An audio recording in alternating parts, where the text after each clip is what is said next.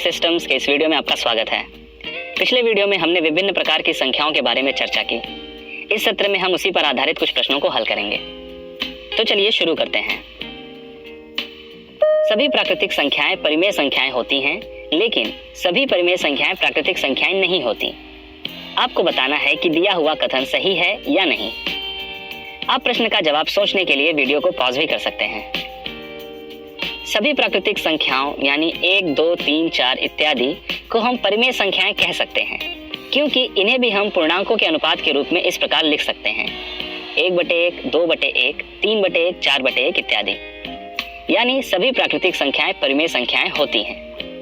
अब देखना है कि क्या सभी परिमेय संख्याएं प्राकृतिक संख्याएं होती हैं। एक परिमेय संख्या लेते हैं 4/3। क्या यह प्राकृतिक संख्या है? यदि यह 4/3 न होकर 4/2 होता तो उसे हम भाग देकर 4/2 = 2 लिखकर कहते कि यह प्राकृतिक संख्या है। लेकिन 4/3 का सरल रूप है 1.3333 इत्यादि, जो एक प्राकृतिक संख्या नहीं है।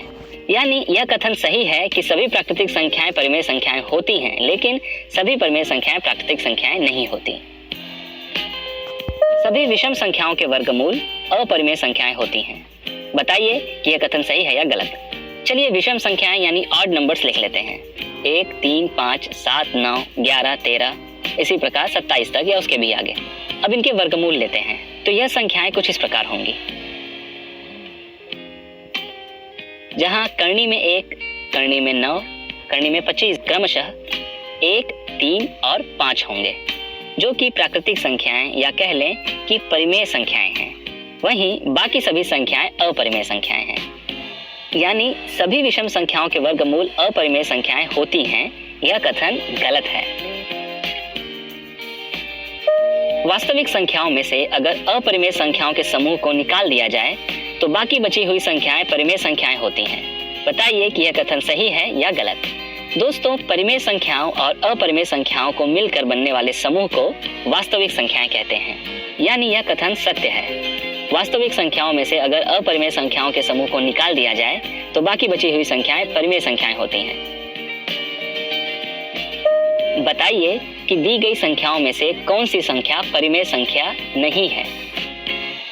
आप वीडियो पॉज करके अपना उत्तर सोच सकते हैं। यह प्रश्न परिमेय संख्याओं पर है, तो इसे हल करते समय परिमेय संख्या की परिभाषा ध्यान में रखिए। चलिए देखते हैं पहला विकल्प, ऋण 11/3। परिभाषा के अनुसार ऋण 11 और 3 दोनों पूर्णांक हैं और हर शून्य नहीं है, यानी यह एक परिमेय संख्या है। दूसरा विकल्प करनी में 81 वर्गमूल के रूप में है, लेकिन 81 का वर्गमूल 9 होता है, जो एक परिमेय संख्या है। तीसरा विकल्प भी वर्गमूल ही है, लेकिन 15 का वर्गमूल एक अपरिमेय संख्या होती है। अब इसी तरह का एक और प्रश्न लेते हैं। दी गई संख्याओं में से कौन सी संख्या या संख्याएं परिमेय संख्याएं हैं। आप उत्तर सोचने के लिए वीडियो पॉज कर सकते हैं। चलिए देखते हैं पहला विकल्प, करनी में 27। दोस्तों, 27 का वर्गमूल कोई पूर्ण संख्या नहीं होती है, इसलिए यह परिमेय संख्या नहीं है। अब अगला विकल्प, ऋण करनी में 25। यहाँ हम 25 का वर्गमूल निकालकर 5 लिखकर फिर ऋण का चिन्ह लगाएंगे, तब यह होगा ऋण 5, जो एक परिमेय संख्या है। चलिए आगे बढ़ते हैं अगले विकल्प की ओर, 27 का घनमूल। दोस्तों, यहाँ हमें वर्गमूल नहीं बल्कि घनमूल पूछा जा रहा है, और 27 का घनमूल 3 होता है, जो एक परिमेय संख्या है। दोस्तों, घनमूल और वर्गमूल पर ध्यान दें। चलिए अब लेते हैं आखिरी विकल्प, करनी में 8 गुणे करनी में 2। यहाँ 8 का वर्गमूल और 2 का वर्गमूल दोनों ही अपरिमेय संख्याएं हैं, लेकिन इसे हम इस प्रकार भी लिख सकते हैं, करनी में 8 गुणे 2, यानी करनी में 16, जो होगा 4। यह भी एक परिमेय संख्या है। दोस्तों, शायद हमें ज्यादातर विकल्प देखने में अपरिमेय संख्याएं दिखाई दी, लेकिन जब हमने बारीकी से निरीक्षण किया तो केवल एक संख्या अपरिमेय संख्या निकली। तो दोस्तों, इस वीडियो में बस इतना ही।